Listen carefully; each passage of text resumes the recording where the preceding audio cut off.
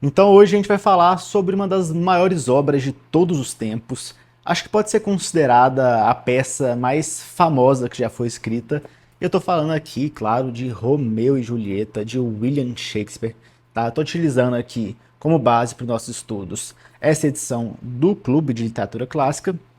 Vocês sabem que eu sempre recomendo bastante o clube, costumo usar com bastante frequência as obras deles como base, né, para os estudos que a gente faz aqui no canal. Então, por conta disso mesmo, eu vou deixar aqui na descrição um link para vocês fazerem a assinatura ou trimestral ou anual. Estou com um cupom de desconto para as duas opções, então se vocês quiserem assinar aí e terem um certo desconto, podem utilizar o link aqui da descrição.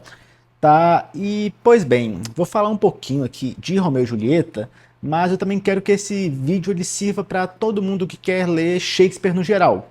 A minha intenção aqui é aprofundar, né, no estilo de Shakespeare, falar bastante sobre a época em que foi escrita ali a Inglaterra do século XVI para o XVII, todo o teatro elisabetano, que eu acho um fenômeno tão extraordinário, né, tão idiosincrático, tão único.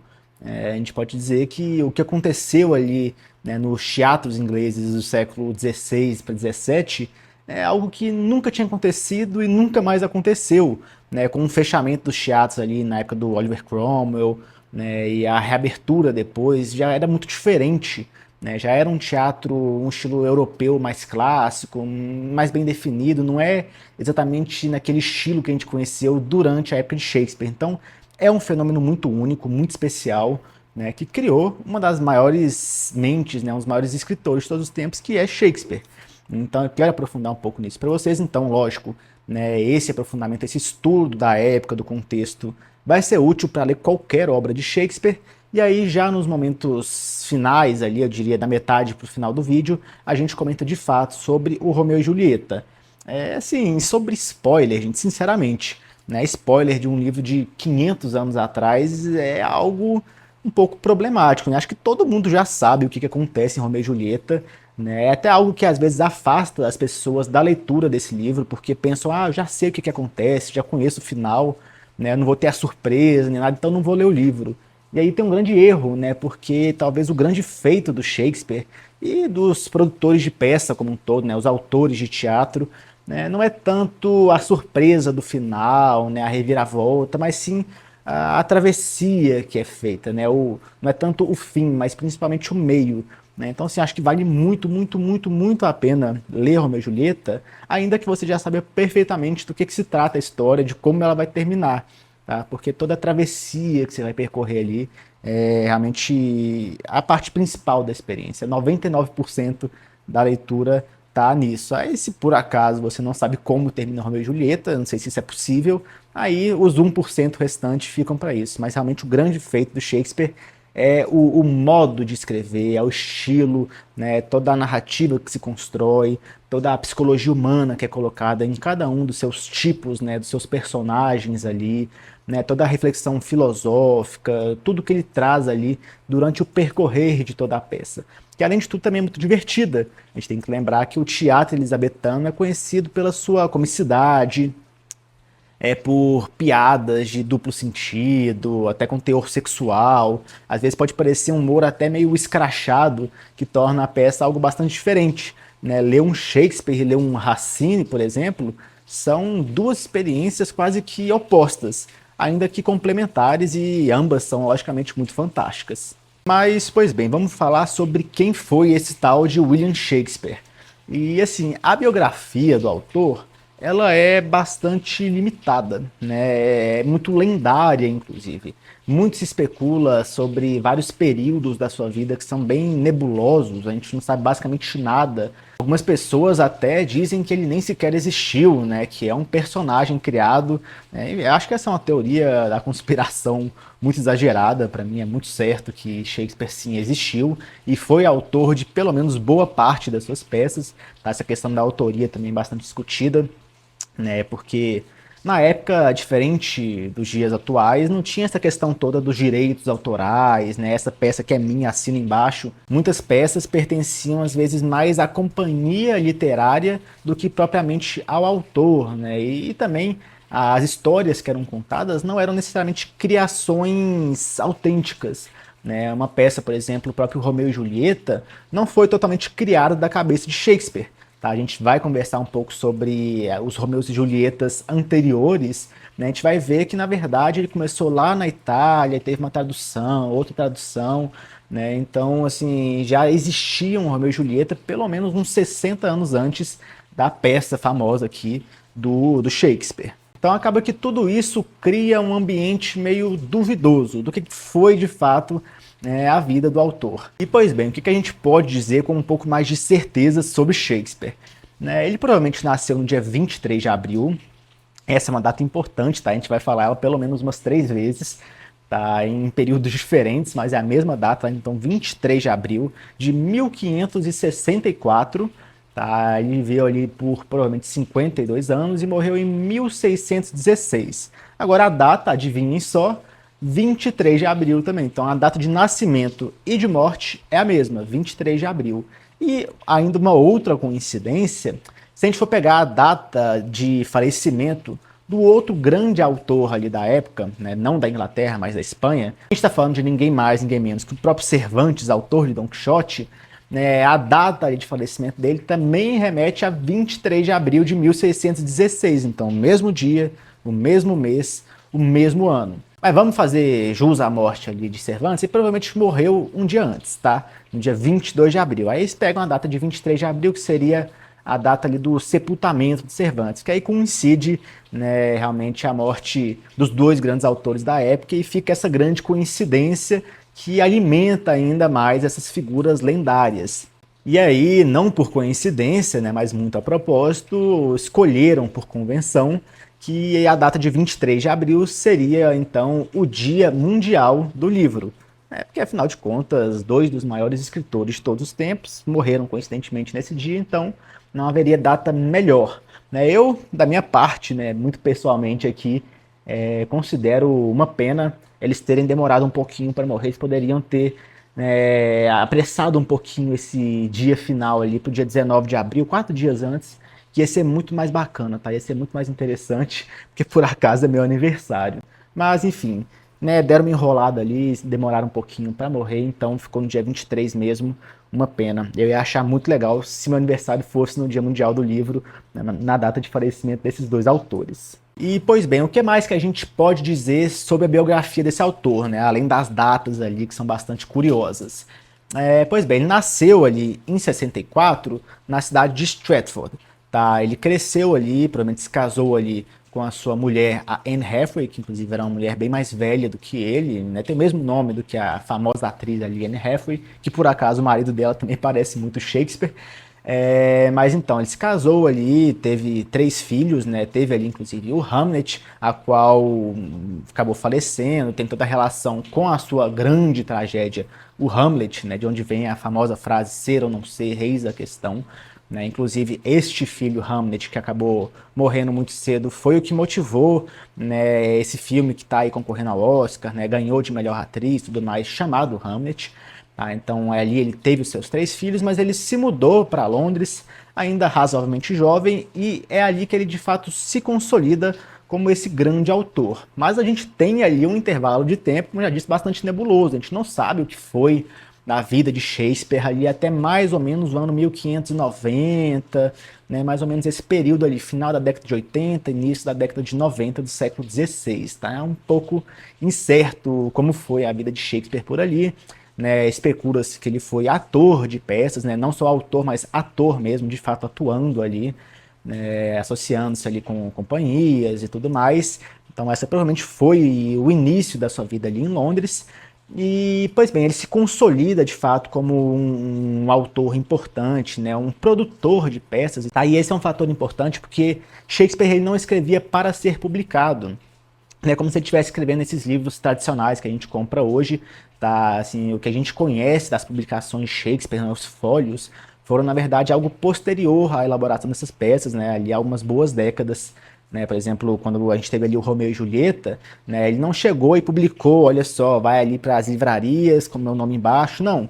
Né? A peça foi elaborada, ela começou a circular ali, né, de maneira impressa nos chamados enquartos, né? Que são livrinhos menores, né, os folhos são bem maiores, né, então eles circulavam nesses em quartos que eram, na verdade, bem diferentes da obra que a gente conhece hoje, bem mais incompletas, bem mais imperfeitas, eu diria, apesar de ser interessante, porque a gente vê uma dinâmica um pouquinho diferente, mas a peça ela não era circulada ali como um livro para ser lido, né, mas sim era uma verdadeira produção para ser encenada, né, então tinha toda a ideia, de fato, da atuação, né, esse era o grande viés ali da produção artística da época.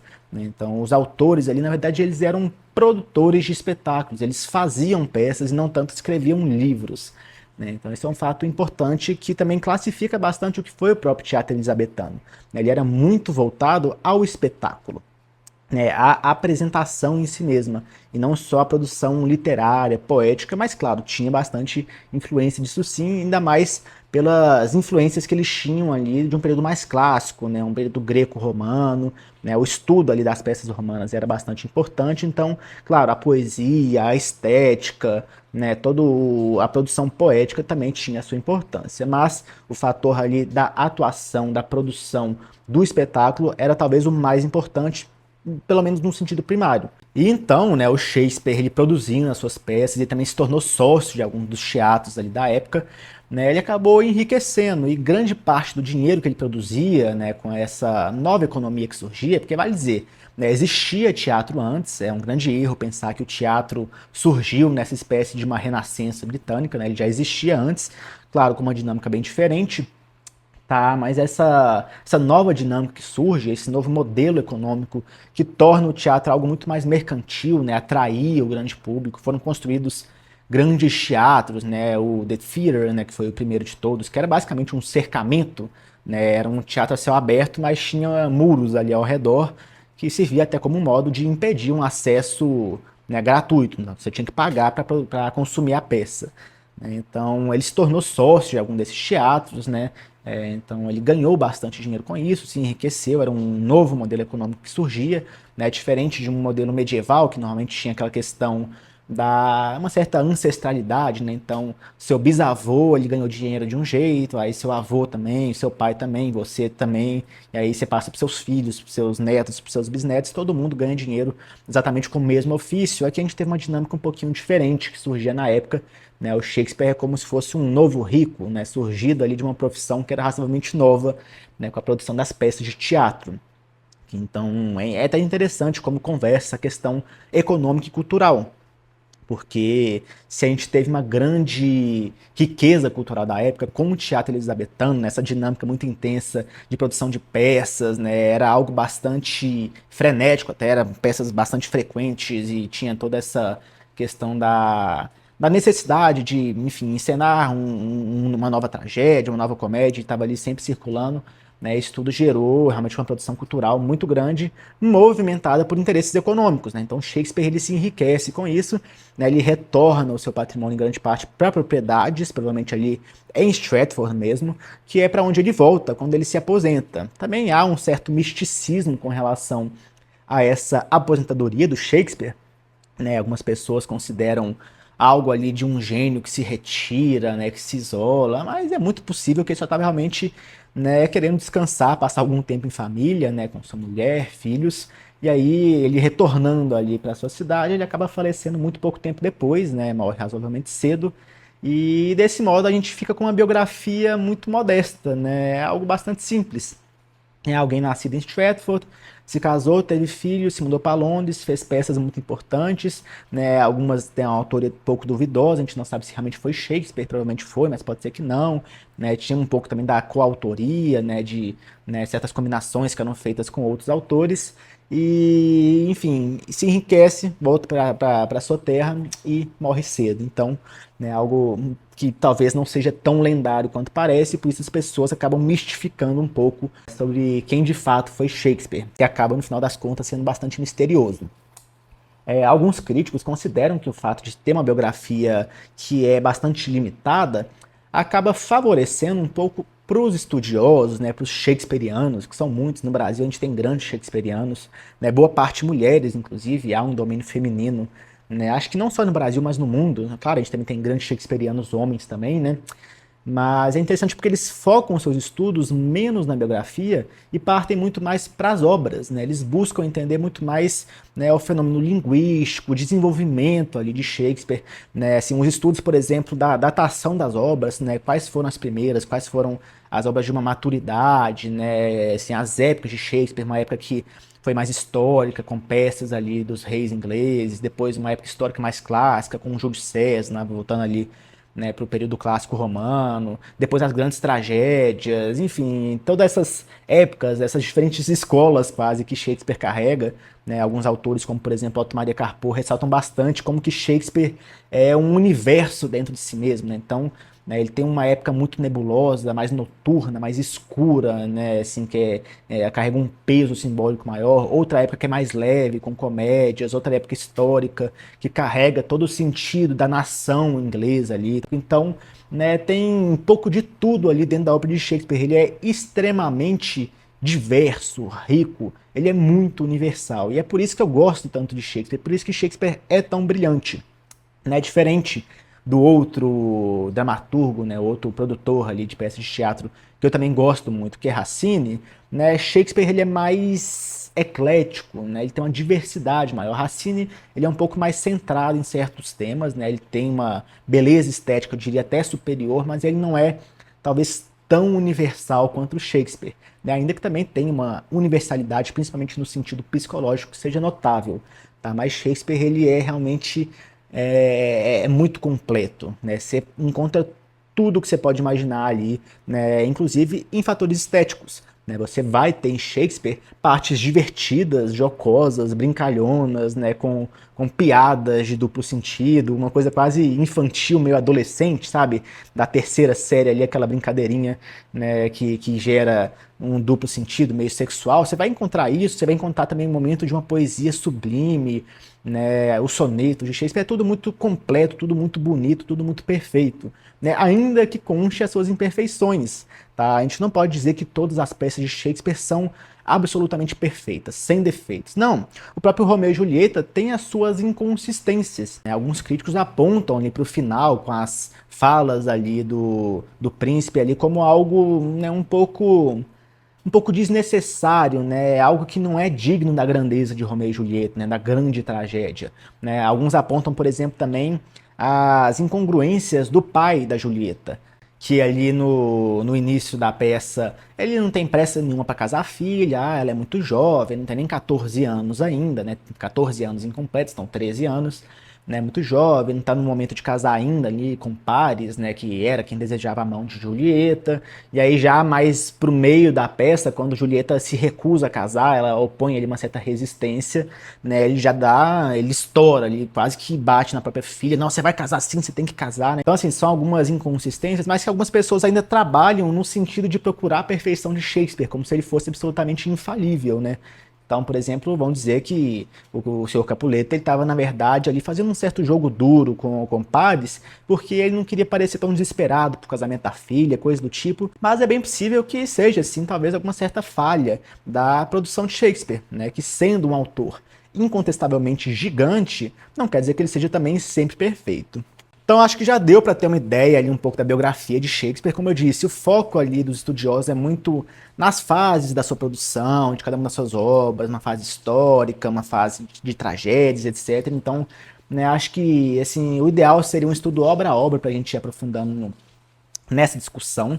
Tá? Acho que não tem como eu trazer tudo nesse vídeo, ficaria com dezenas e dezenas de horas, mas acho que já deu para ter uma ideia. Vamos entender um pouquinho mais agora sobre o que era a Inglaterra do século XVI, nessa transição para o século XVII, principalmente assim, o que foi esse período elisabetano, porque se existiu o teatro elisabetano, é porque houve uma era que o antecedeu, né, que o motivou, que o gerou, que o engendrou, né? Então, assim, naturalmente, se houve teatro elisabetano, é porque teve era elisabetana. Então, o que se trata isso?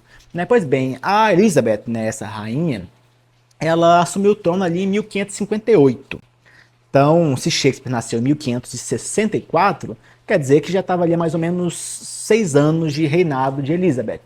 Tá? Então, ele já nasceu durante essa era, durante esse período, e o período ali, né, o momento em que ele começa a sua produção, que a gente já falou ali, que remete mais ou menos ao final da década de 80, início da década de 90, coincide com um momento político muito importante.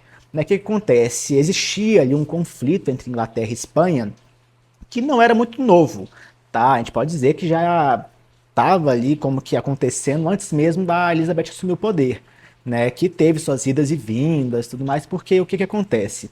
Elizabeth, ela era a segunda filha de Henrique VIII.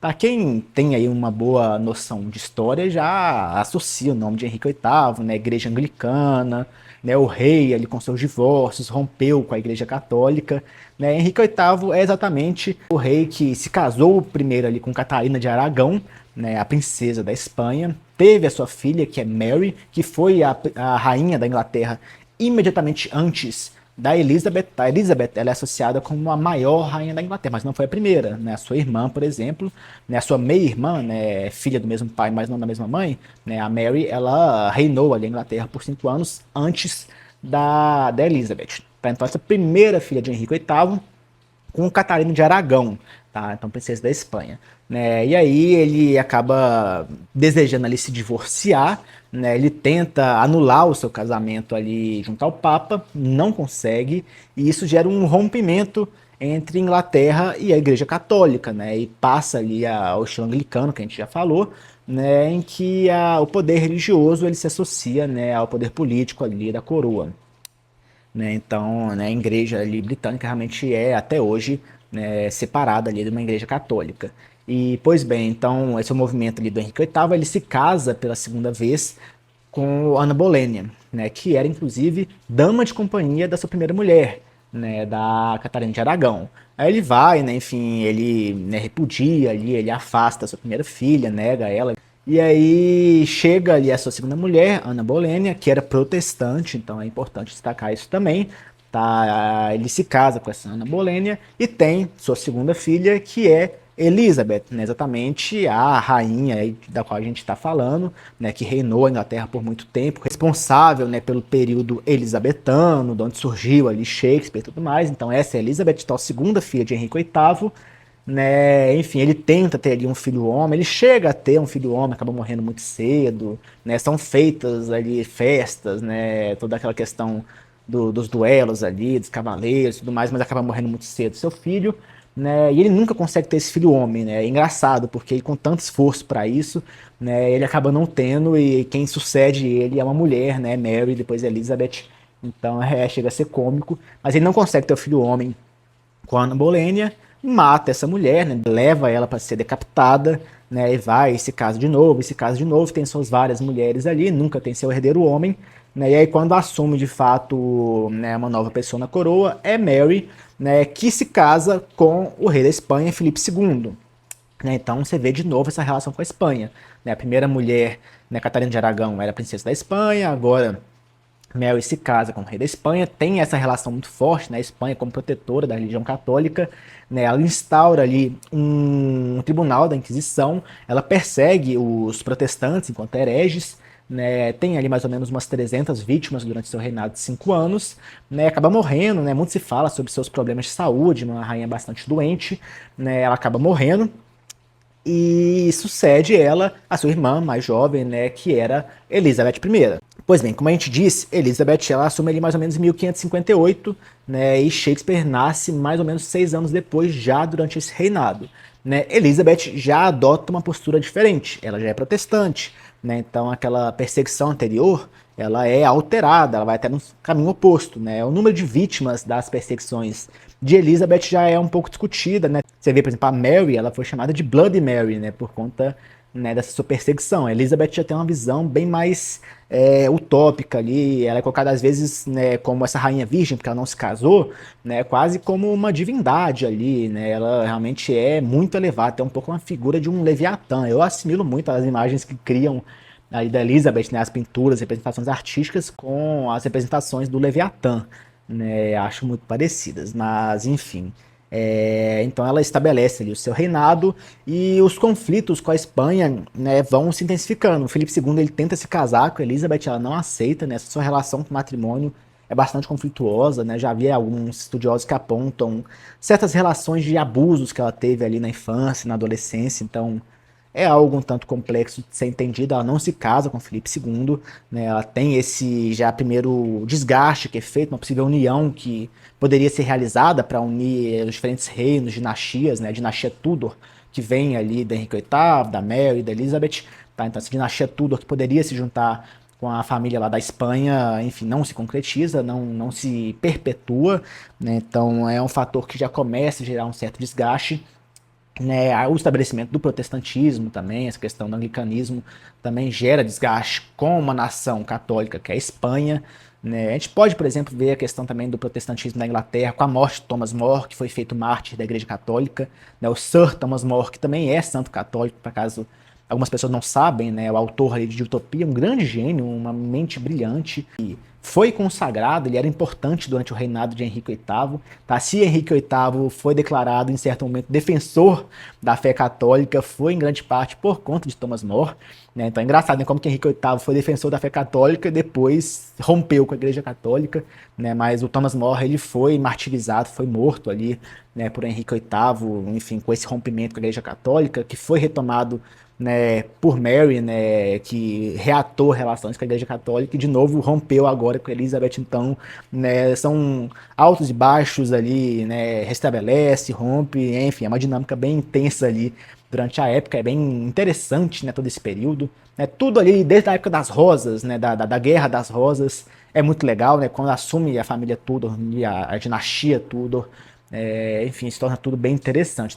E ainda um fator muito importante é o de Maria Stuart, né? Maria Stuart, que era aspirante a múltiplas coroas, né? Foi, né, rainha da Escócia, se refugiou na Inglaterra, se tornou prisioneira da Elizabeth, né? Muito por influência também de pessoas que rodeavam, né, ali a rainha, que viam uma certa ameaça de Maria Stuart para assumir a coroa. Alguns consideravam Elizabeth uma usurpadora, o que também é discutível porque, afinal de contas, quando morre a Elizabeth, quem assume é o filho da Maria Stuart, né? Então, essa rainha da Escócia, né? Que é ali o James, né? Traduzido ali para Jaime. Acho James muito melhor, né, do que Jaime.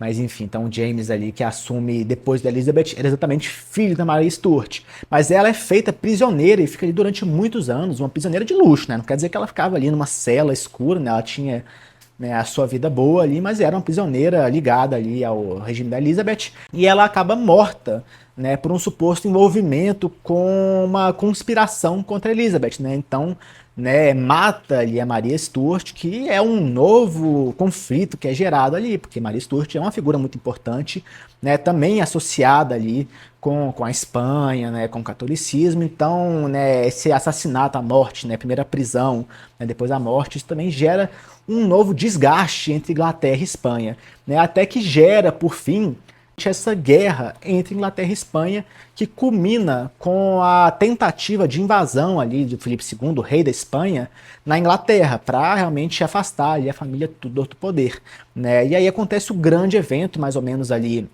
em 1588, vamos lembrar, Shakespeare é de mais ou menos 1564, né, ele sai ali de Stratford com mais ou menos 20 anos, né, vamos botar aí mais ou menos meados da década de 80, 1575, 84, 86, por ali, né, vai para Londres e ele de fato começa a crescer como, né, esse autor de peças, vamos colocar ali mais ou menos em 1590. Tá? Então em 1588, pouquíssimo antes, muito próximo a essas datas, né, quando acontece essa tentativa de invasão do Filipe II na Inglaterra, e a Inglaterra sai vitoriosa. O que é um grande feito, minha gente, porque assim, a Espanha era muito poderosa, muito forte, muito influente. Tá, vamos pegar ali, vocês vão se lembrar que o Brasil, né, a colonização brasileira começa ali em 1500. Então a gente já pega ali, ó, 1580, a gente já tem ali a descoberta das Américas, tudo mais, né? Então assim, a Espanha, que dominou ali as Américas como um todo, né, ela estava muito poderosa, ela tinha um domínio, né, quase que um monopólio do comércio marítimo, né, uma força da sua armada, que era algo extraordinário. Então quando eles vão invadir a Inglaterra, né, é chamado inclusive ali de a invencível armada, ou a imbatível armada.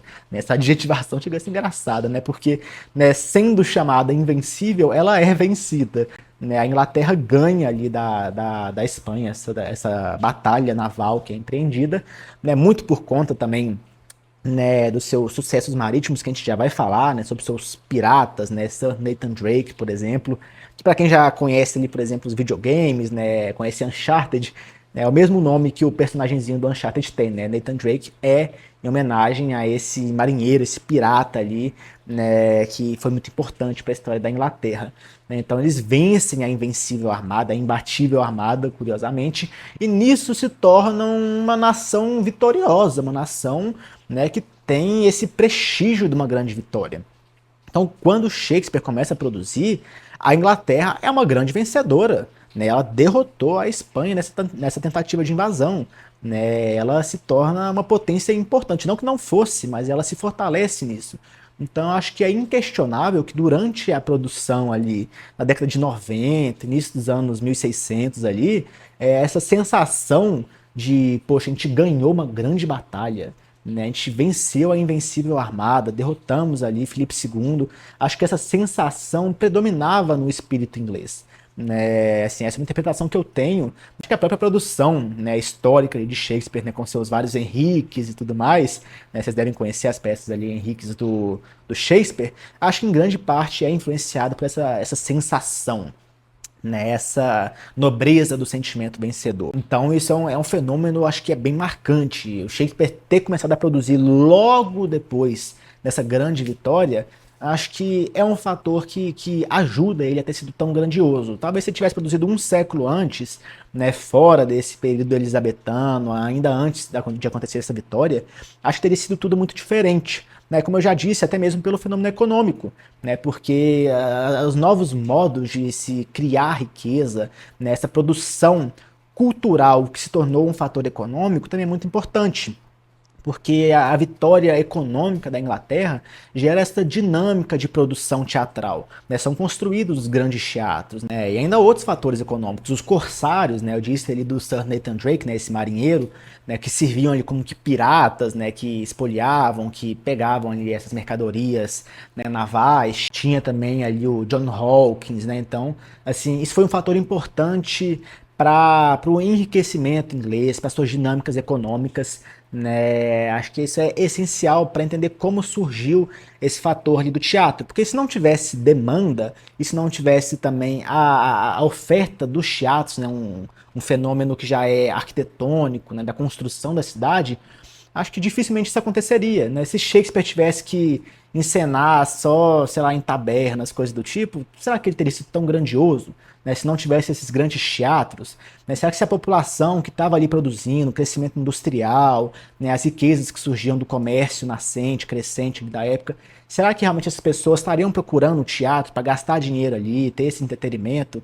Né? Então são uma série de fatores que constroem todo esse contexto. Acho que isso é muito importante. Né? E eu disse ali do Nathan Drake, do John Hawkins, né, desses corsários, porque a gente tem que se lembrar que, né, a Inglaterra, né, ali a Grã-Bretanha, né, é uma nação insular, né, uma ilha isolada. Então, né, assim, a sua dinâmica econômica também é bastante específica. Então, né, assim, é todo um contexto que é importante ser entendido. Ele não é tão simples, mas ele é da sua complexidade que surgem essas nuances dos diversos escritores. Tá? Até porque, afinal de contas, não foi só Shakespeare que existiu na época. Né? Junto a Shakespeare teve, por exemplo, um Marlowe, né, que era absolutamente fantástico também, né, que escreveu, por exemplo, Fausto. Há quem diga que Marlowe ele era superior a Shakespeare em fatores estéticos poéticos, mas inferior na construção teatral, né, na dramaturgia como um todo. Mas também é outro gigante, infelizmente faleceu muito cedo, né.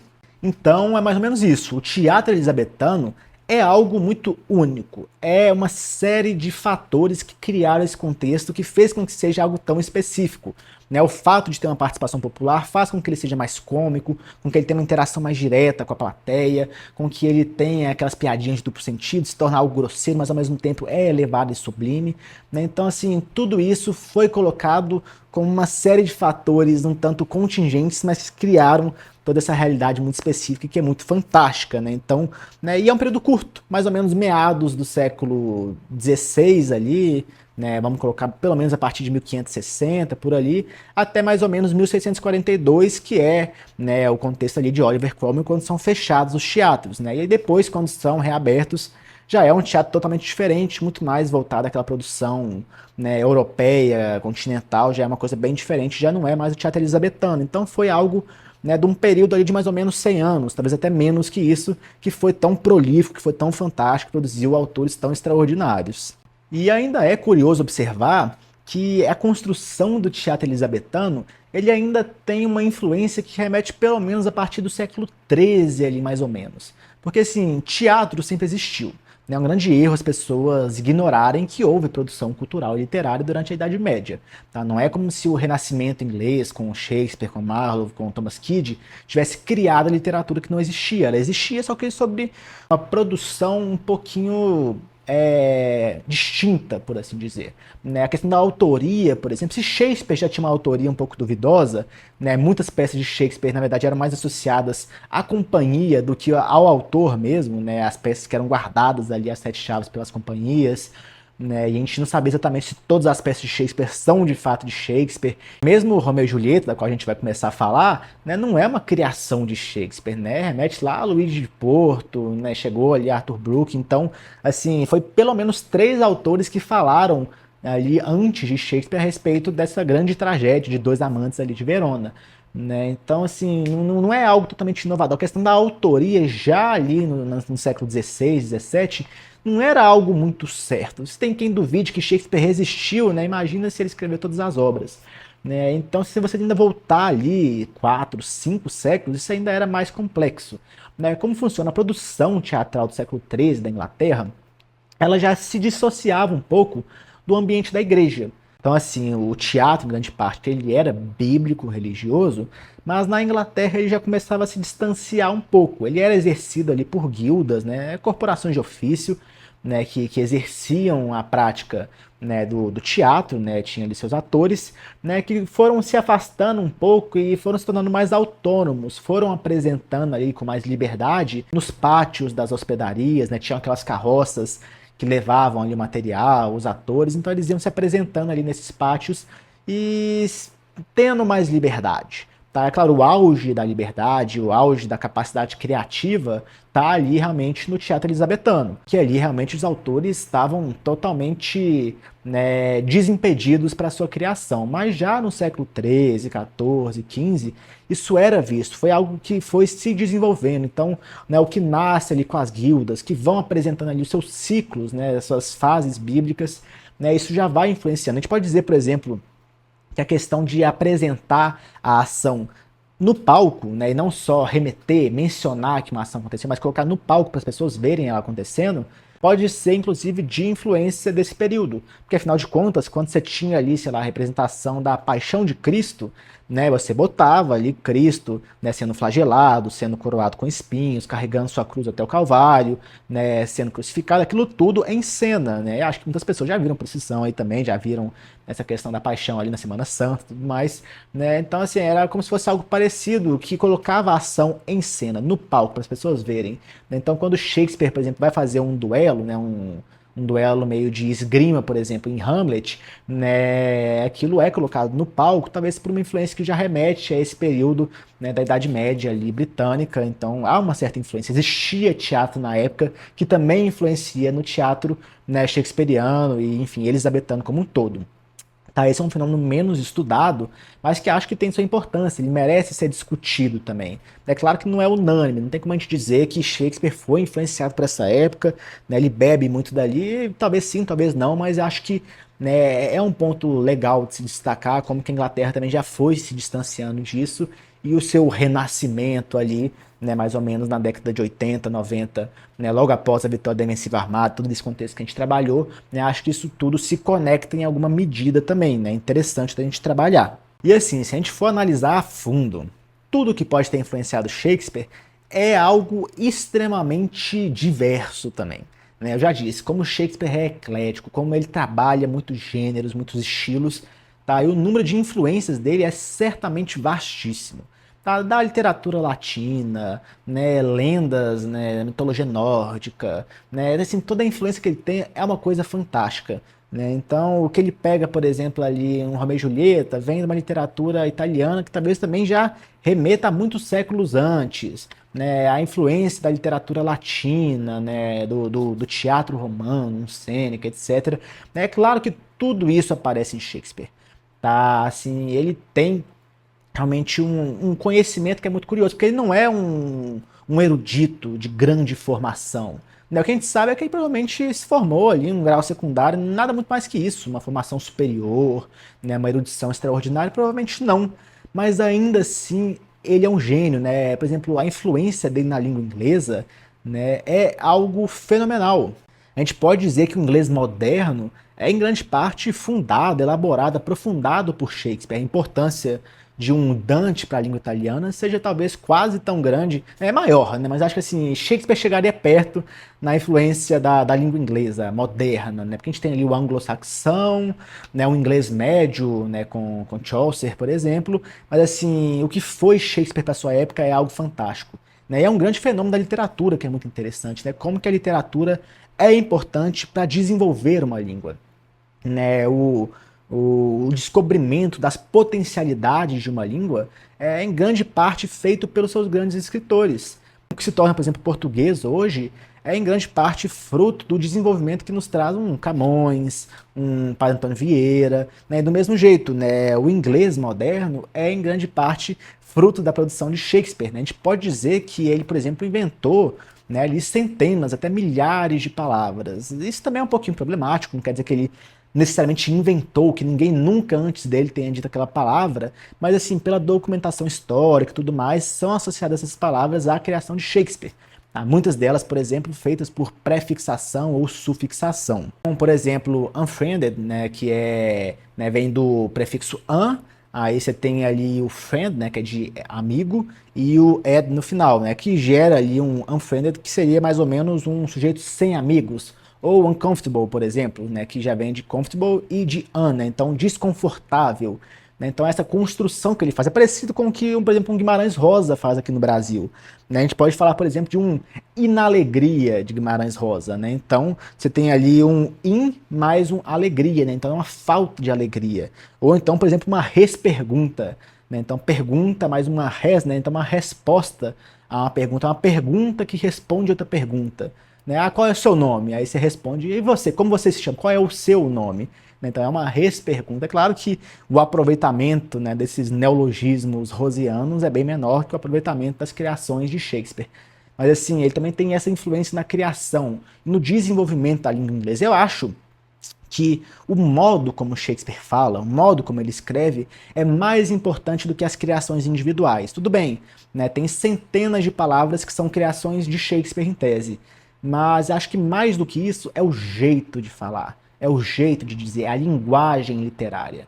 Tá? Acho que é aí que realmente está a grandeza de Shakespeare. Né? É a sua escrita, é a sua poética, mais do que os seus neologismos, mais do que as suas criações. Né? Então, né, essa influência dele na língua inglesa é algo também fantástico, mostra a importância de reconhecermos a literatura, porque é ali que está a base, a essência, o descobrimento das potencialidades do que a nossa língua pode ser. Né, quando você tem uma literatura morta, como a gente pode dizer na literatura brasileira do século XXI, que tem ali ainda seus expoentes, mas que ainda parece ser muito pequena, muito diminuta frente à geração do século XX, né, por exemplo, geração do Nordeste, né, com Graciliano Ramos, um José Lins do Rego, Raquel de Queiroz, Jorge Amado, enfim, toda essa produção, né, fecunda que a gente teve ali, né, que foi influente na nossa linguagem literária também. No século XXI, né, nosso período moderno já parece que vai ficando um pouco fraco, que nossa língua vai morrendo, vai definhando junto a isso.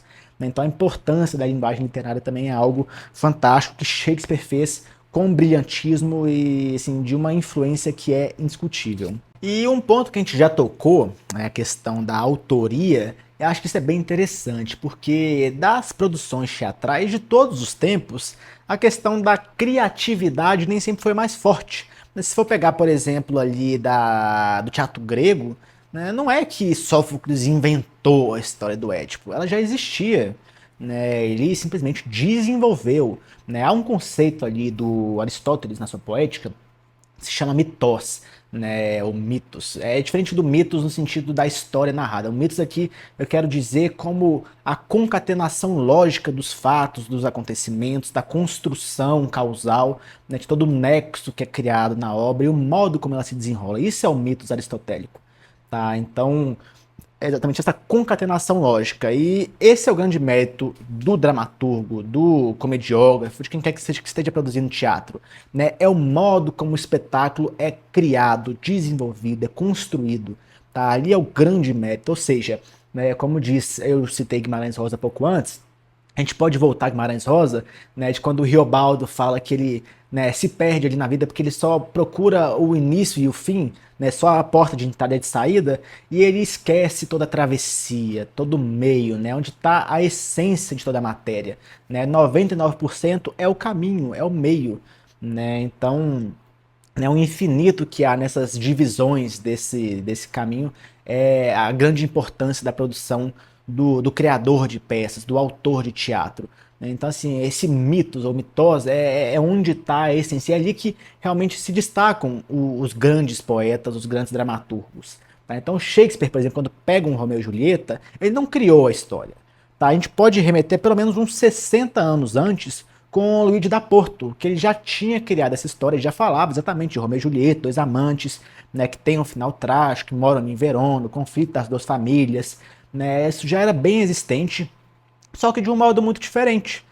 Por exemplo, a peça de Shakespeare, ela é muito frenética, ela é rápida, poucos dias ali, né? Então basicamente começa num domingo, na madrugada de quinta-feira já acabou tudo, né? Menos de uma semana ali, coisa de 4, 5 dias já teve a peça inteira, tudo que aconteceu ali foi realmente uma sequência frenética, intensa, maluca ali de novos acontecimentos.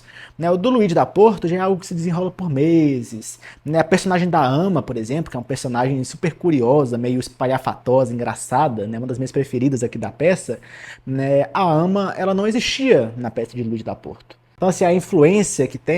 Eu ainda acho que Shakespeare não leu, né, esse texto do Luís da Porto, tá? Imagino que não. Tá? A influência dele ainda vem em algum momento depois. Mas, assim, o início que nasce ali, pode ser que tenha nascido ainda antes, né? Como eu disse, muitos séculos antes já poderia existir, né, essa ideia dos amantes proibidos ali, né, isso já era algo que fosse comum em momentos anteriores, mas que a gente pode remeter principalmente a Luigi da Porto 60 anos antes da peça de Shakespeare, isso já existia.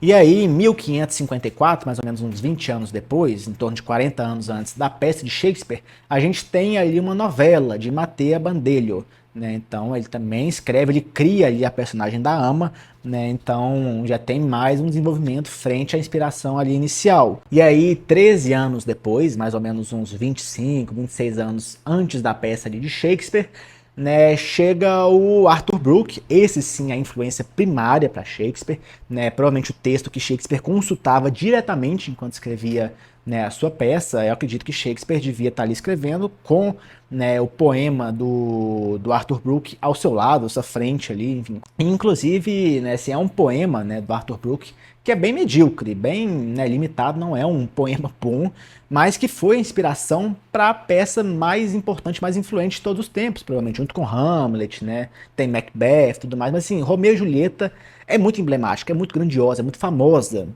né, ainda que seja bem no início da carreira de Shakespeare, ainda não tivesse totalmente desenvolvido, tivesse alguns vícios ainda, né, assim, é uma peça fantástica, né, eu confesso que eu gosto até mais de Romeu e Julieta do que Hamlet, né, e assim, então, né, é uma peça extraordinária, muito influente, que foi inspirada num poema limitado de Arthur Brooke, um poema que não é realmente uma obra de arte, mas que foi a partir dali que Shakespeare pega.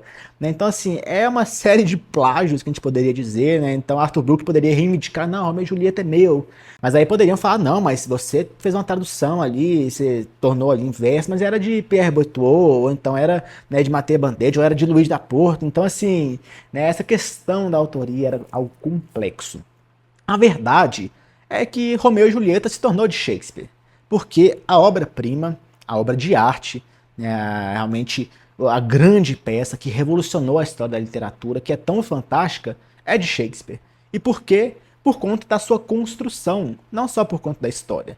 A história em si a gente teria que dar crédito a outros, mas o modo como Shakespeare faz, né, a travessia, é o meio, né, é ali que está realmente a essência da obra, é ali que está a beleza, né, é o fato da gente encontrar a ambiguidade, da gente entender que não há uma verdade específica ali na peça. Porque, por exemplo, o que trouxe Arthur Brooke era um certo moralismo. Ele colocava ali Romeu e Julieta como jovens desregrados, né, que eles sucumbiram diante de uma paixão meio adolescente, meio imatura, e não escutaram os conselhos dos mais velhos, das pessoas experientes, né? Eles desobedeceram, né, quem eles deveriam obedecer. Então tem um certo teor moralista. Agora, quando chega em Shakespeare, essa discussão é mais complexa. Algumas pessoas veem em Romeu e Julieta a efetividade de um amor, né? Assim, o que deve ser o amor pleno, não só o interesse econômico, né? Porque assim, a Julieta, ela estava prometida para ser casada com um nobre, um homem ali importante, né? Parente do príncipe ali de Verona, né? Que era o Paris. Né? Então, assim, talvez por uma inteligência e também pelo que os pais queriam, ela se casaria com ele, mas ela sentia amor por outra pessoa, né? Que era por Romeu. Então, a idealidade, o amor platônico, né? A beleza desse amor, também um certo idílio, uma exaltação da morte jovem, né? Algumas pessoas colocam isso, né? Outros acham uma grande besteira, mas assim, morrer jovem é morrer no auge, né, da paixão, é realmente o modo de morrer com honra, né? Você viveu a vida ao máximo, com intensidade. Já outras pessoas veem que não, né? Na verdade, são jovens que não conheciam nada da vida e que cometeram uma grande besteira desnecessária, né? Porque afinal de contas o amor não é essa explosão súbita e repentina, uma flechada de cupido, né? Mas é na verdade uma construção paulatina, né? Apaixonar-se na verdade é juntar duas almas, é essas duas almas moldarem-se, né? Elas se ajustarem, você passar por dificuldades, né? E constantemente aprender com isso e enfim, o casal é aquele que se constrói juntamente. Né? As pessoas veem na verdade um certo teor cômico, crítico ali de Shakespeare, né? E assim a própria construção poética, o modo como a poesia que o Romeu declama ali no início, que é meio trovadoresca, muito tosca, né? Eu acho um saco o Romeu do início, porque ele estava apaixonado com outra mulher, né? E ele falava ali como ele sofria, né? Ah, é um amor não correspondido, minha vida, o que vai ser um amor, né? Algo muito petrarquista que a gente já vai falar, né? Se transforma quando ele encontra a Julieta, que é um amor correspondido, um amor real, verdadeiro, né? Julieta é uma pessoa que também o ama, né? Então há essa correspondência e que é mais pé no chão, né? Ainda que Julieta seja muito jovem, tenha seus 13 anos, ela representa um pouco mais da racionalidade que faltava em Romeu. Então eles se complementam. Então assim, é uma inteligência que Shakespeare traz. Eu tratei só de alguns assuntos, mas tem muitos outros, né? Por exemplo, quando o Romeu vai pegar, ele vai comprar o seu veneno lá no final do livro, eu acho que não é nenhum grande spoiler, né? Mas enfim, ele vai comprar um veneno para que será, né? Não vou dar o spoiler, mas vocês já sabem para quê, né? Ele aproveita da pobreza ali daquele herbalista, né? Daquele do homem que faz ali as misturas, as poções, os venenos, né? Ele aproveita da situação de pobreza, de penúria, de miséria daquele homem, né? Do que faz os fármacos. Ele se aproveita daquilo para convencê-lo a fazer uma substância proibida, que não poderia ser feita por lei, era crime. Mas ele fala: olha, sua situação é tão ruim, você está tão dependente desse dinheiro, que você vai fazer sim, você precisa disso, e independente de ser ilegal ou não, você vai fazer porque, né, a sua necessidade, sua urgência leva a isso. Então, olha só, um fator social que é discutido aqui também. Então, são muitas coisas que Shakespeare coloca, né, durante a sua peça, né, a comicidade que é tratada de uma maneira brilhante, às vezes, né, grosseira, né, com os homens, às vezes de uma maneira, né, mais, né, que tem ali uma certa galhofa, uma brincadeira, né, que é um pouco mais espalhafatosa com a ama, por exemplo. Então assim, é muito diverso, né, é algo muito rico, muito universal. O estudo dos tipos psicológicos, tudo isso é muito fantástico. É isso que torna esse Romeu e Julieta, ainda que seja em alguma medida um plágio, a gente pode dizer que sim, né, mas torna essa obra única e é uma obra que ela é absolutamente de William Shakespeare.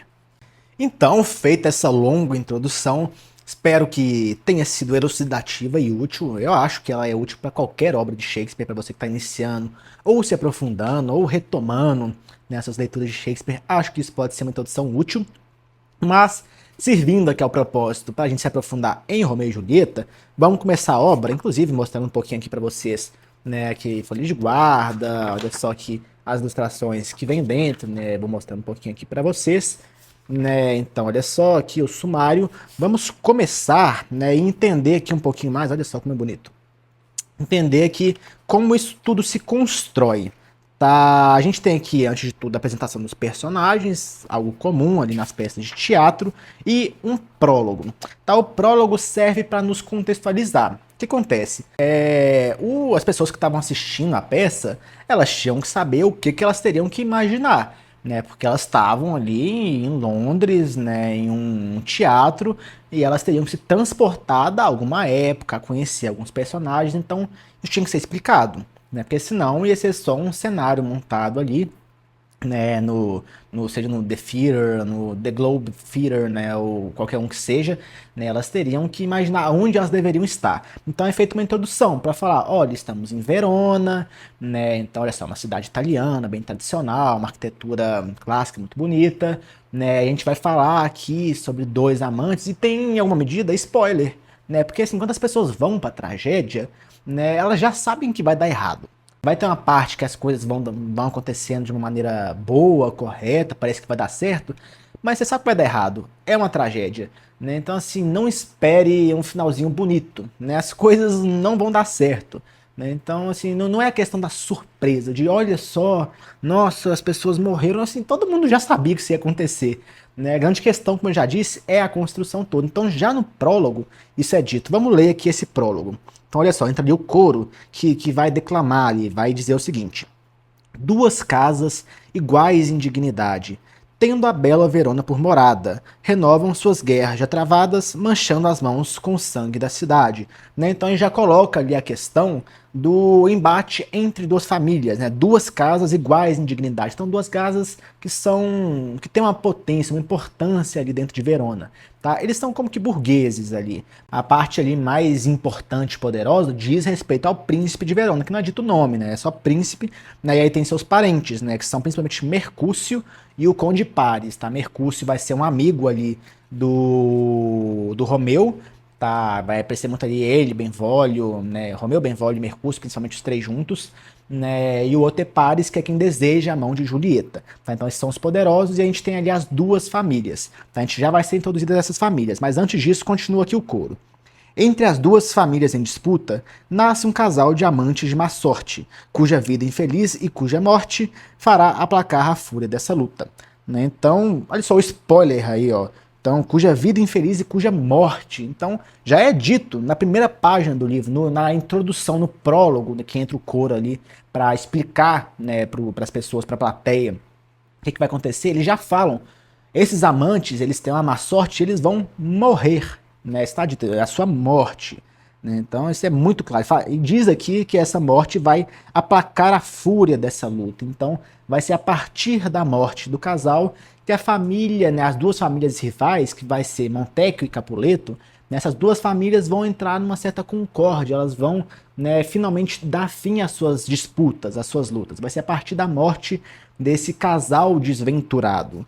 Então, um fator importante. Né? Então, um casal de amante de má sorte, cuja vida infeliz e cuja morte fará aplacar a fúria dessa luta. Tá? Então, chegando aqui ao fim do prólogo, continua.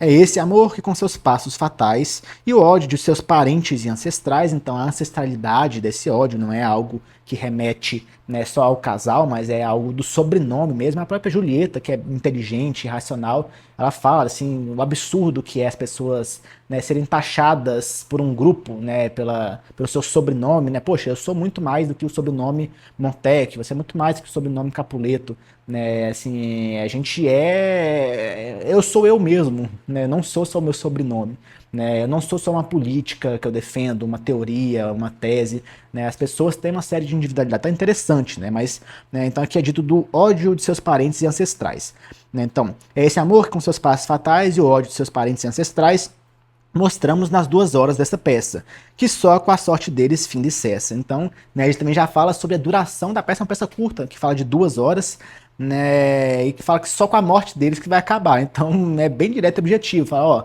vai ter essa duração e vai terminar assim, de maneira bem clara. Então assistam, porque é exatamente na construção que vocês vão ver tudo que vai acontecer. E assim que termina, olha só, caso ouçam com paciência o que diremos, tudo o que aqui faltar corrigiremos. Então, preste atenção aqui no que vai ser dito, né, que tudo vai fazer sentido no final. E assim termina, começamos aqui o ato 1, tá? E o início do ato 1 é muito interessante, é muito curioso. Antes de começar, só para contextualizar, né, Montecchio é a família do Romeu, Capuleto é a família da Julieta, tá? Então, Montecchio, Romeu, Capuleto, Julieta. Sei que isso às vezes vai confundir um pouquinho, mas, enfim, anotem aí, deixem isso lembrado, porque pode ser útil principalmente no desenvolver da peça. Talvez nessa nossa contextualização, já que eu não vou falar do livro inteiro aqui, mas né, principalmente do primeiro ato, então, assim, acho que é importante vocês não confundirem. Tá? Então, Montecchio, Romeu, Capuleto, Julieta. Tá? A gente começa com dois Capuletos conversando entre si, tá? Que são Sansão e Gregório. E a conversa é muito engraçada,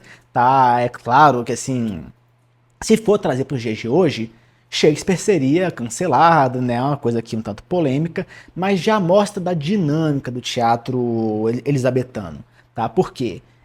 Ele era apresentado para o grande público, pessoas muitas vezes humildes, sem educação, que encontravam ali no teatro seu entretenimento, né? Então era o Netflix da época, gente. Eles também queriam se divertir, não era, né, para chegar lá e escutar toda uma poesia em alexandrinos clássicos, toda metrificada e bonita. Eles queriam se divertir. Então, essa primeira cena do ato 1 é uma cena que já prende, né, a plateia. Por quê? Tem piadas sexuais, muito sexuais, tá? Não é que é pouco, é assim, né, você tem que ser muito inteligente para entender que tem um duplo sentido. Não, é muito claro, vocês já vão ver isso. Tá? Mas também tem uma batalha que acontece ali, uma porradaria, uma troca de socos, de pessoal com bastão se batendo ali e tudo mais. Então, assim, uma briga que acontece em cima ali, diretamente no palco, as pessoas vendo. Então, assim, já gera um entretenimento, né? E isso é a dinâmica do teatro elisabetano. Como eu disse, é muito diferente de um teatro poético, declamado, por exemplo, de um Racine, né, que é muito mais clássico, bonito, elegante. Aqui, Shakespeare, ainda que seja elegante, às vezes ele é grosseiro. Né? Olha só, por exemplo, aqui eles vão, né, que o Sansão e o Gregório eles vão trocando piadas, trocando farpas ali e tudo mais. Então, olha só, por exemplo, essa fala do Sansão, uma fala hoje altamente cancelável, mas, né, enfim, não seremos anacrônicos aqui, vamos ler. Né? Então, eles estão ali fazendo piadas entre si, né, trocando farpas ali, brincadeiras. Então, Sansão fala o seguinte: já que mulher é a parte fraca, elas é que estão sempre encostadas na parede. Eu arranco os Montecchios machos da parede e lá mesmo enfio nas fêmeas deles. Né? Então, olha só como isso é dito. E pouco mais à frente, olha só. Depois de lutar com os machos, vou ser civilizado com as donzelas. Vou cortar a cabeça delas. E aí o Gregório responde: a cabeça das donzelas? E aí Sansão: as cabeças ou os cabaços, no sentido que você quiser. E aí cabaço é o que você está imaginando mesmo, né? É o ímen ali, né, da virgindade da mulher. Então, né, assim, ele está falando diretamente, né, do sexo, né, forçado, né, contra as Montecchias, né, as mulheres da família rival que ele faria. Então, ele está falando literalmente disso. E logo em seguida ele fala, né, o meu elas vão sentir enquanto eu aguentar ele duro. E todo mundo sabe que eu tenho uma bela de uma ferramenta. Então, olha só como que isso é algo que chega ao vulgar, ao absurdo, assim, é sexualidade escrachada, jogada na sua cara, assim, de uma maneira muito clara, porque é uma conversa descontraída entre dois, né, brutamontes ali que trabalham para a família, né, dos Capuletos. Então, é uma coisa meio boba mesmo, mas, né, aquilo já distrai, já gera comicidade ali do teatro que é presente, né, como eu já disse, bastante ali no teatro elisabetano. Né? Então é um fato curioso. E aí segue-se a cena da luta. E a contextualização também é engraçada, porque o que acontece? Chegam ali os Montecchios, né? E aí esses Capuletos, né? O Sansão e o Gregório, eles estão querendo brigar, né? Pô, a família rival tá aqui passando do meu lado, vou brigar.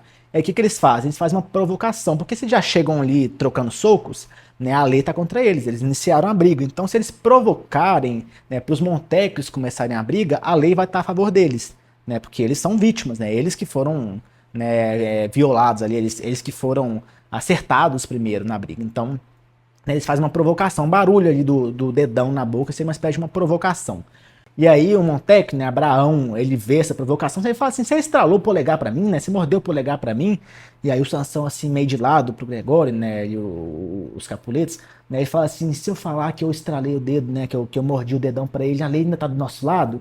Né, e o Gregório fala: não, não tá do nosso lado não. E aí ele retorna: não, senhor, eu não mordi o polegar pro senhor, mas eu mordi o polegar. Então, olha só, né? Se ele falar que eu mordi pra você, então ele não tá do meu lado. Mas eu mordi pra alguém. Eu mordi pro ar aí, eu mordi o polegar, mas pra você não foi. Porque se eu falar que foi pra ele, né, a lei não me defende. Assim, acho uma construção brilhante, de novo, é cômico, né, é meio bobinho, pode parecer, mas eu acho muito legal. Enfim, inicia-se a briga, até que aparece Benvolio, tá, que é um Montecchio. Ele é amigo ali, bastante amigo do Romeu, eles sempre andam juntos, sempre estão juntos, então esse Benvolio é um cara que parece mais ponderado, né? Ele quer apartar a briga, ele saca ali a espada, mas é para evitar que as pessoas se batam ali e tudo mais. E aí chega Teobaldo, que já é um Capuleto, né, parente ali da Julieta, né, esse Teobaldo, ele irritadíssimo, que é isso? Né, você tá aí sacando a espada pros meus homens, o que você tá fazendo? E aí o Benvolio tentando se defender, não, eu tô querendo a paz.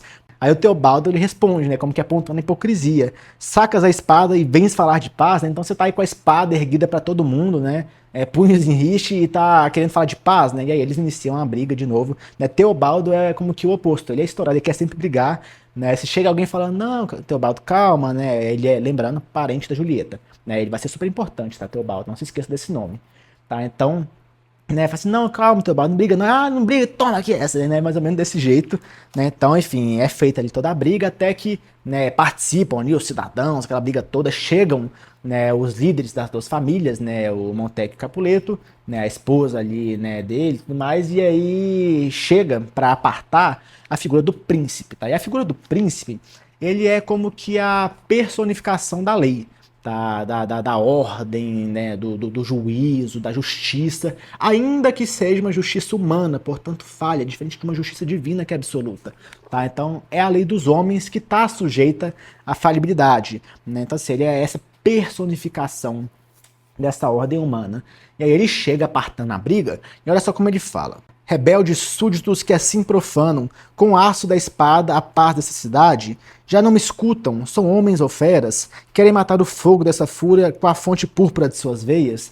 Né? Então ele está acusando essa bestialidade das duas famílias, vocês estão para sempre brigando, né? Vocês querem aplacar, né, essa fúria com o sangue das suas veias, o sangue que vai acabar com essa briga toda. Então, né, ele faz essa repreensão, fala como que aquilo gera um desgaste na cidade, né, os homens velhos que, né, fala assim, para empunhar as armas do passado com as mãos enferrujadas pela paz, para participar desse ódio, né? Então a gente está numa cidade calma, em paz, né? E vocês ficam constantemente retomando com essa violência, as pessoas que não sabem mais manejar uma arma, tem que pegar as armas para voltar a essa briga constante das duas famílias.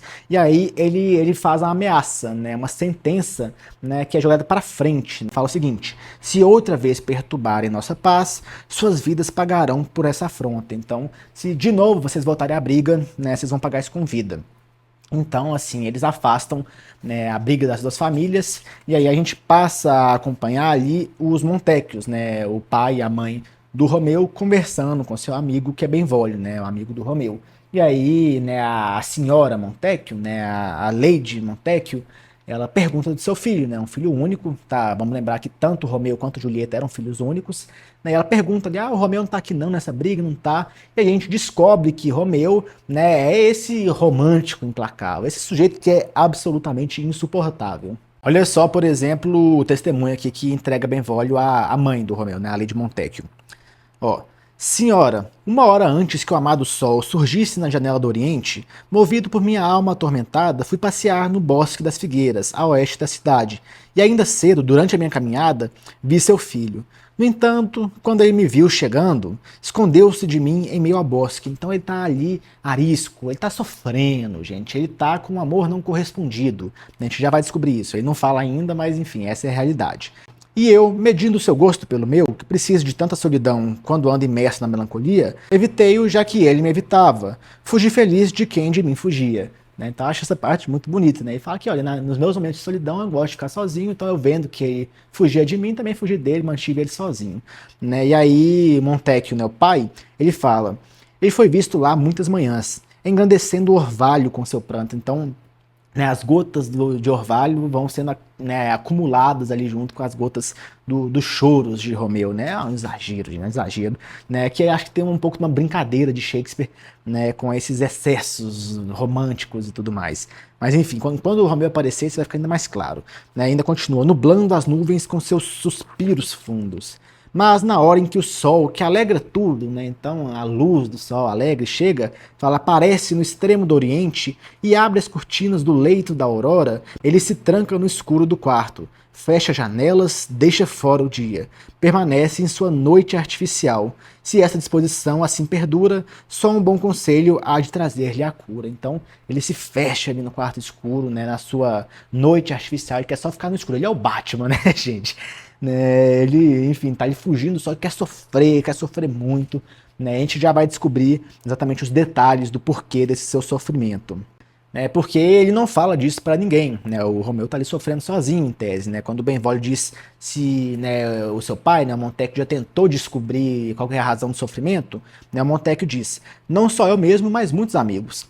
Mas ele, que é seu próprio confidente, não sei se um confidente franco ou não, mantém-se tão fechado em seu segredo, tão longe de qualquer decifração, como um botão de flor que foi mordido por um verme invejoso que o impede de espalhar suas pétalas pelo ar. Uma construção simbólica um tanto exagerada aqui até, de oferecer ao vento a sua beleza. Então ele não quer que se espalhe o seu segredo, né? Tá preso ali, ele é seu próprio confidente. Né? Se é um confidente franco ou não, se ele realmente é um bom confidente, se ele realmente se ajuda não falando para ninguém, isso a gente não sabe, mas ele é seu próprio confidente.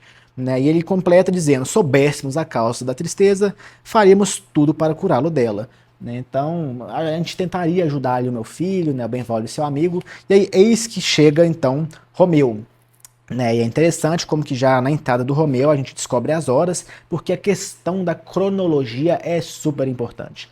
Toda hora nessa peça é dito o horário, ou então quanto tempo se passou entre um evento e outro, né? Ah, já tem 4 horas que eu fiz tal coisa, ou então daqui a 2 horas eu vou fazer tal coisa, para daqui a um dia tá marcado não sei o que, assim, toda hora se fala o horário. Né? A gente descobre aqui que são 9 horas. Né? O Romeu estava achando que já fosse mais tarde, porque ele tá ali perdido nas suas tristezas, né? Ele próprio fala, né, como demoram as horas de tristeza, né? E aí o Benvolio quer descobrir o porquê, né? Ele fala que tristeza faz tão longas suas horas, né? E aí o Romeu responde não ter aquela que as faria curtas. Então, né, a falta de uma pessoa que faria o tempo passar rápido é isso que faz meu tempo passar, né, tão devagar. E aí ele explica, amando sem o amor de quem eu amo. Né? Então eu tenho amor não correspondido. E aí o Benvolio realmente entende. Né? É de fato por alguma mulher, por alguém que ele ama, né? E não corresponde seu amor. Eis a grande razão desse Romeu que está ali andando pelos bosques, chorando de noite, na madrugada, e quando amanhece ele se tranca no quarto. Né? Então é por estar amando seu amor de quem eu amo. E aí a gente conhece, né, o Romeu, né, trovadoresco, com a sua poesia muito petrarquista, tá? Muito petrarquista. Da Petrarca, né, poeta gigantesco, mas que se tornou um grande lugar comum.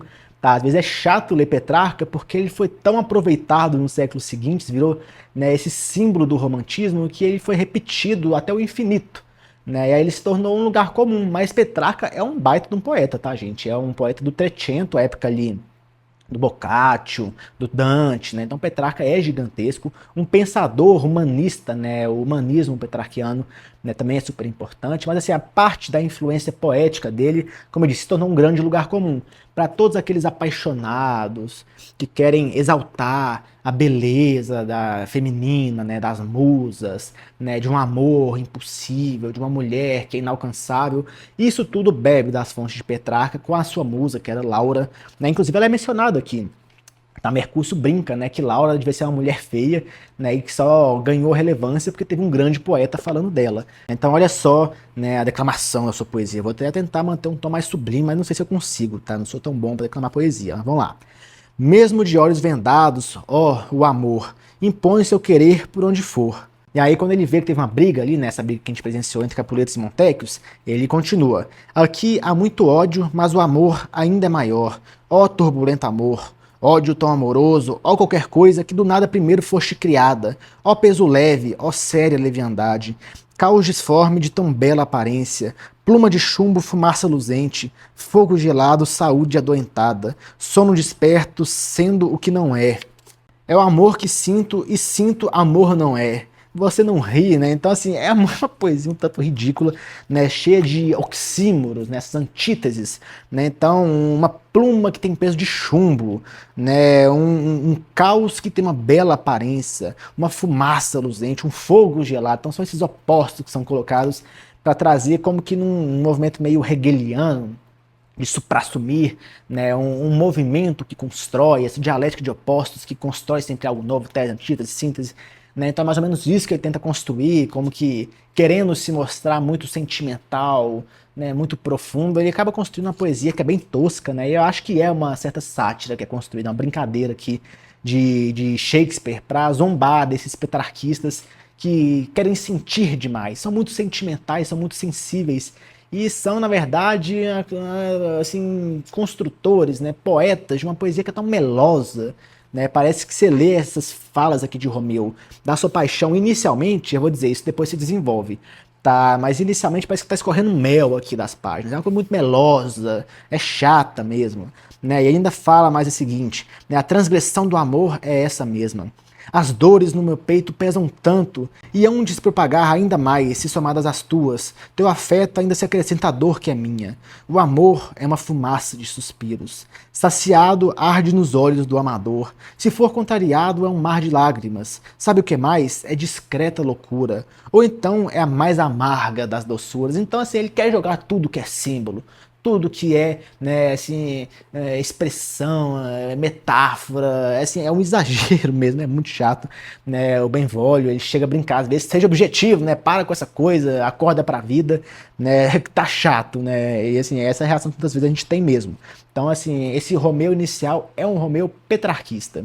E aí quando o Benvolio pede, né, para Romeu ser mais objetivo, né, não, quem que é essa mulher, né, com quem que você tá apaixonada, né, quem que é essa que você vai conseguir? E aí fala, não, você tá errado, ela é impossível, né, essa mulher as setas do cupido não atinge, né, fala, ela é uma Diana armada, inatingível, avessa ao encanto e ao arco desse deus, não cede ao assédio das falas do amor, nem aos olhos que assaltam, nem se curva ao ouro que seduz até as santas. Então é impossível ela amar alguém. Ela não corresponde a amor algum. As setas do cupido não atingem. Ela está armada como Diana. Ninguém a atinge.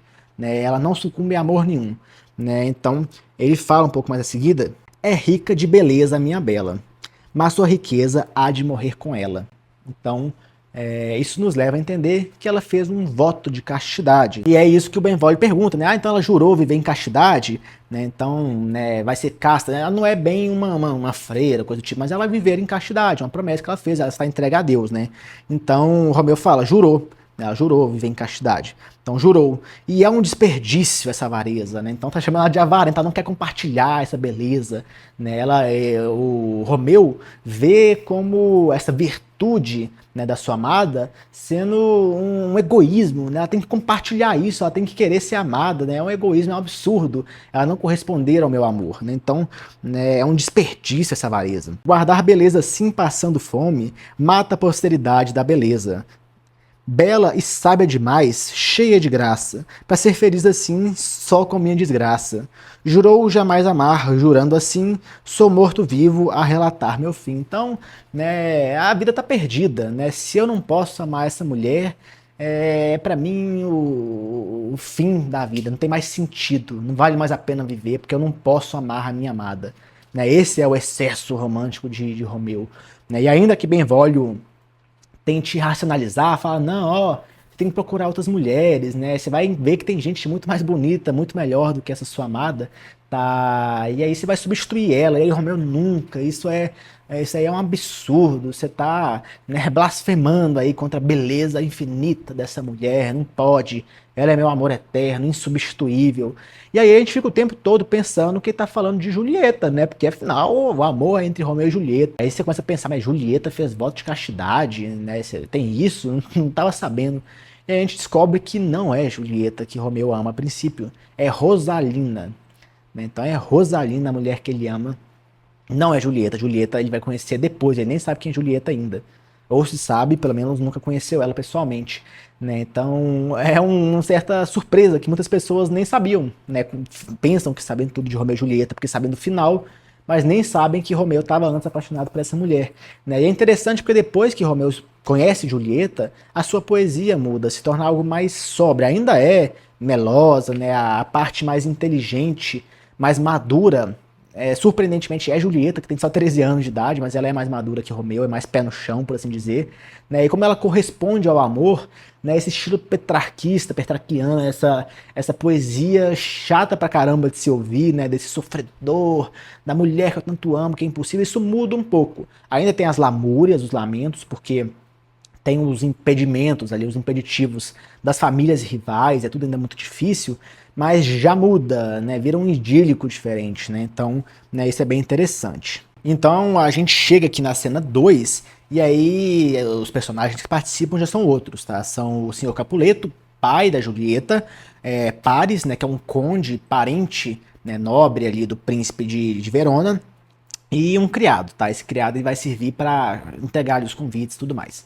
Tá, então assim, o Capuleto, ele recebe ali desse Paris, desse conde, desse senhor nobre, a oferta de casamento para Julieta, né, Paris querendo se casar com ela, e aí o senhor Capuleto, que é um tanto divergente do posicionamento dele posterior, né, na peça, né, ele a princípio é um pouco resistente, né, ele fala, minha filha ainda não conhece o mundo, tem só 14 anos incompletos, então ela tem 13, né, não completou 14 ainda, ela tá quase 14, tá? Então tem só 14 anos incompletos, ainda levará mais 2 verões até estar pronta para se casar, então o senhor Capuleto, né, pai da Julieta, falou, é muito nova, cara, 13 anos, espera um pouquinho, né, quando ela tiver uns 15, 16 ali, né, acho que ela vai estar melhor para casar. Aí o Paris responde, outras mais novas que ela já são mães, né, e é verdade, a própria mãe da Julieta vai falar bastante sobre isso. E aí o senhor Capuleto pai fala que quando jovens demais se estragam cedo, a terra devorou minhas esperanças, só ela como herdeira me restou. Então ele tem essa certa proteção ali da filha, né? Ah, se ela se casar cedo demais, ela vai estragar muito cedo, talvez vai amadurecer, né? Enfim, vai ter ali a gravidez e tudo mais, então, né, ela vai perder essa juventude, e é isso que ele fala, né? E como ela é a única filha, ele faz essa certa defesa, mas ele faz um acordo, fala, olha, hoje de noite vai ter uma grande festa aqui na minha casa. Você vem, você corteja ali minha filha, né? Tenta, né, seduzi-la, né? Atraí-la para si. Se ela realmente aceitar se casar com você, então você tem meu consentimento, podem se casar. Né? E também é curioso como que o padre simplesmente não aparece na festa. Ele deve estar lá, mas enfim, né? Ele entra em silêncio, sai calado, enfim, nem sabemos como que foi a presença dele ali. Né? Fato é que nessa festa o que vai de fato acontecer é o encontro de Romeu e Julieta, né? Que ainda não se conhecem, né? Não estão sabendo muito bem quem é. E, enfim, ali acontece esse primeiro beijo, os dois ali vestidos, né? Como que fosse uma festa fantasia. Né? Então, esse encontro foi importante para isso.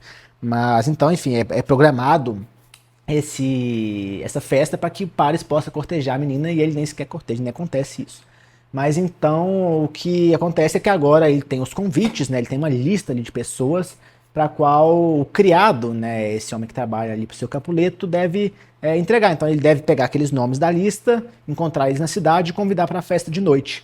Só que ele é analfabeto, ele não sabe ler, né? Então ele pega ali a lista e fala, não, chega comigo, patrão, vou lá, vou chamar eles. E aí ele sai pra rua e fala, nada, lascou, né?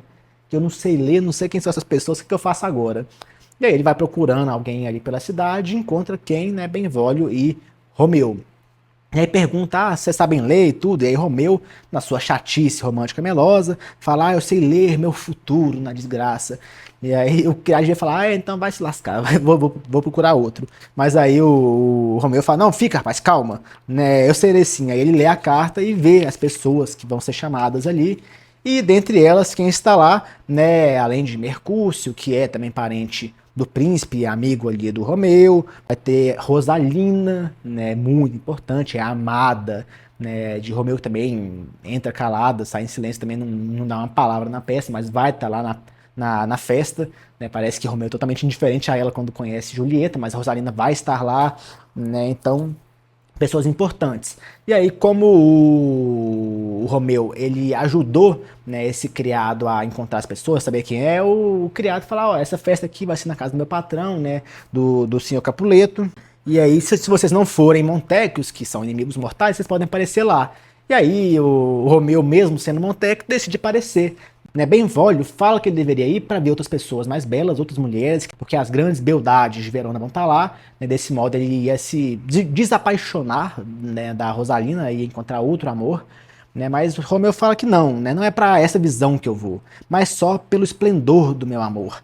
Né, então, né, ele talvez queira ter o último sofrimento ali, ver novamente, né, aquela mulher impossível, e é para isso que ele vai para a festa. Então a gente chega aqui na cena 3, cena importante por introduzir tanto a Julieta quanto a Ama, né, duas personagens das mais importantes. A Ama, né, que, né, enfim, deu leite ali para Julieta, criou a menina, né, trabalha ali na casa, uma babá, né, que é super engraçada, espalhafatosa, exagerada, né, as duas estão ali presentes, chega a senhora Capuleto, né, a Lady Capuleto, mãe da Julieta, para falar com ela, olha, o que você acha de se casar?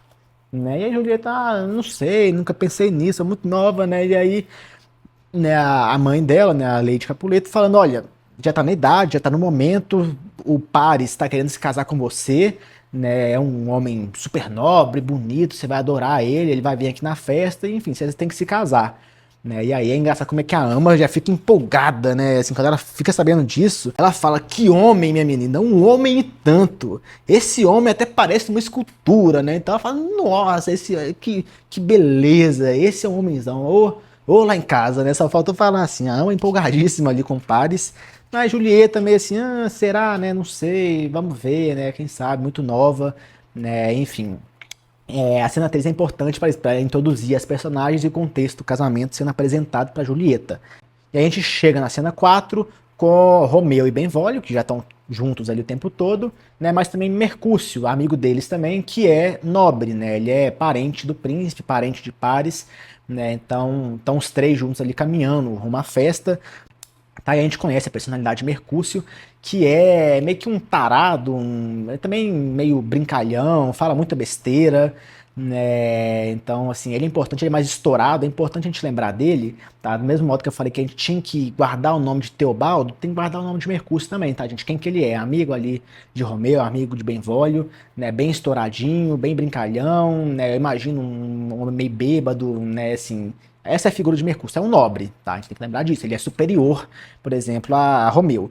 Tá, enfim, eles vão conversando ali, né, são feitas muitas brincadeiras, é um capítulo divertido de se ler, e a gente descobre que Romeu teve um sonho naquela noite, né? Então ele tá tendo, né, uma imagem ruim ali, porque o sonho, né, por Mercúcio, né, esse sujeito meio exagerado, meio bobo, Mercúcio diz que sonho não tem significado nenhum, né? Que eles são as coisas mais absurdas ali e que aquilo não tem significado.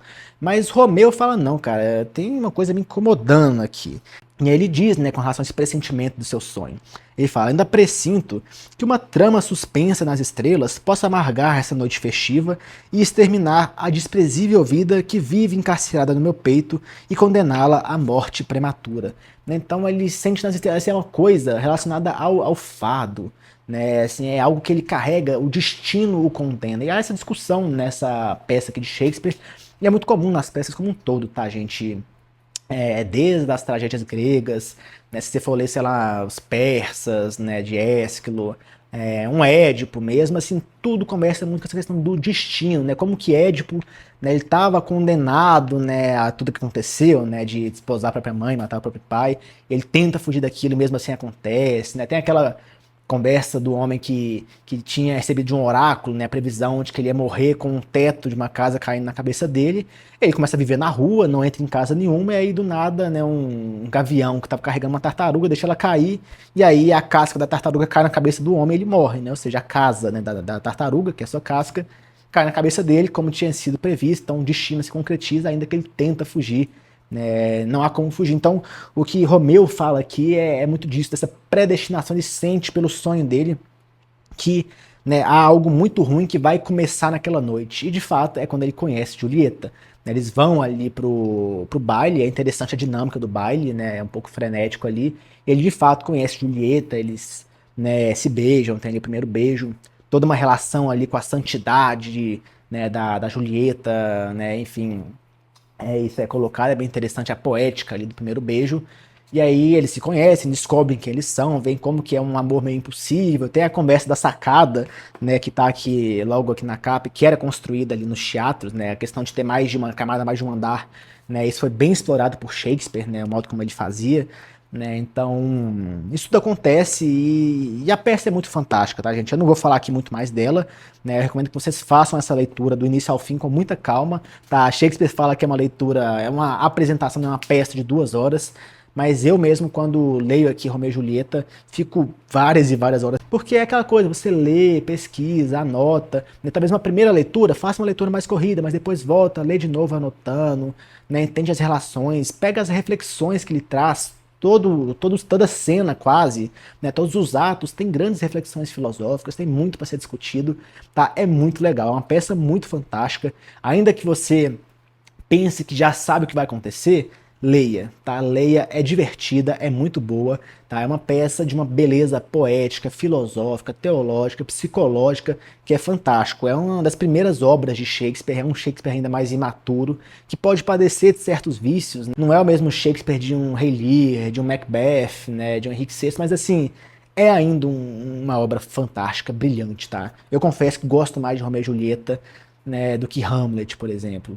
Tá, acho que talvez empatado ali com A Tempestade também, que é muito bom. Todas as obras vocês podem comprar, né, inclusive pelo Clube de Literatura Clássica, né, então lembrando aí do meu link com cupom de desconto aí na descrição, né, então para vocês assinarem pagando um pouquinho menos, né, então assim, acho que vale muito a pena, gente, é uma leitura fantástica, Shakespeare é absolutamente brilhante, merece ser lido como o grande gênio que ele foi, mas também como uma pessoa que entregou entretenimento, diversão, né, a cultura da época era também mercantil, como eu disse, ela se prestava a vender ingressos, queria atrair pessoas e mantê-las no teatro, então ela é divertida, ela gera, né, realmente essa conexão muito grande, então é muito bom. Tá, façam, por favor, a leitura de Romeu e Julieta, caso não tenham feito, né, se leram de uma maneira superficial, releiam, tá, sabendo das informações que eu trouxe nesse vídeo e outras que vocês também vão pesquisar, tá, se vocês quiserem, depois a gente pode conversar mais sobre Romeu e Julieta, se quiserem me mandar direct lá no Instagram ou comentarem aqui no YouTube também, né? Se quiserem que eu comente todos os atos, né? Enfim, linha a linha, com paciência, com calma, do início ao fim a gente pode fazer isso, mas fica para outro vídeo, tá bem? Então, gente, grande abraço, tá? Não se esqueçam de se inscrever no canal caso não sejam inscritos e, por favor, compartilhem esse vídeo com outras pessoas. Cada uma, duas pessoas que chegam a mais para consumir esse conteúdo, que me deu muito trabalho para fazer, já me ajuda muito, muito mesmo. Então é isso, conto com a sua inscrição, ativar aí o sininho para receber os próximos vídeos e é isso, gente. Grande abraço e fiquem com Deus.